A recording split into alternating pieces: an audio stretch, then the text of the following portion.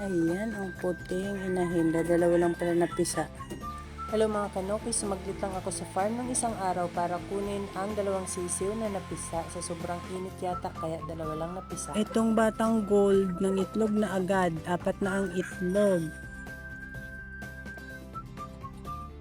Ang bilis ng itlog. Ito naman 7 times winner line na brood hen.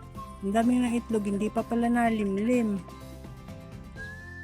At ito nga pala yung mga itlog na nilimliman ng puti. Sobrang dami, kaya lang puro bugok. Nasira na yata sa sobrang init. Ayan, nalimlim na yung double right. Hindi ko lang alam kung ilang itlog. Pag bumabait Chad, bilangin mo ha. Ayan, naghahapon na ang mga manok at madilim na. Dito sila lahat sa kubo.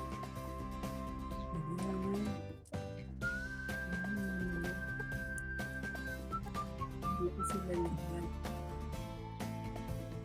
Daan dito sa labas. Ayun yung frozen. Aba, ang puting cockerel, nag-iisa na sa range area, pagala-gala pa. Yung mga kasamahan niya lahat, nakahapon na. At yan, mukhang hapon na rin. Pumunta na dun sa may kubo. At ito naman ang ARL right nose na pulet. Aba nga naman, nakatabi dun sa aming possum sweater na broodcock. Sabi ni Richard, dyan daw talaga na hapon yan katabi ng broodcock.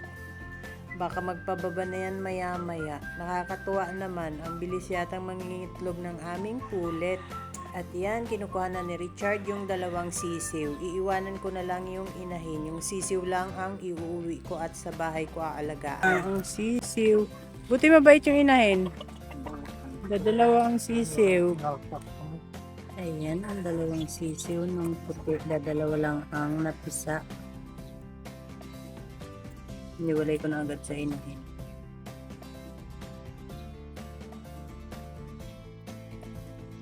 Ayan na yung dalawang napisang sisiw nung putik naming brood hen.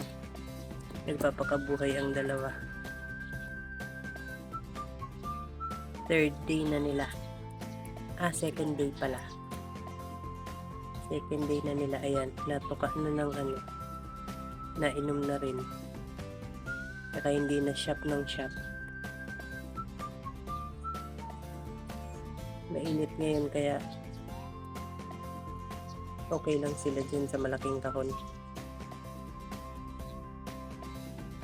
Tinakpan ko lang ng plastic na may butas para pag humangin hindi sila lamigin.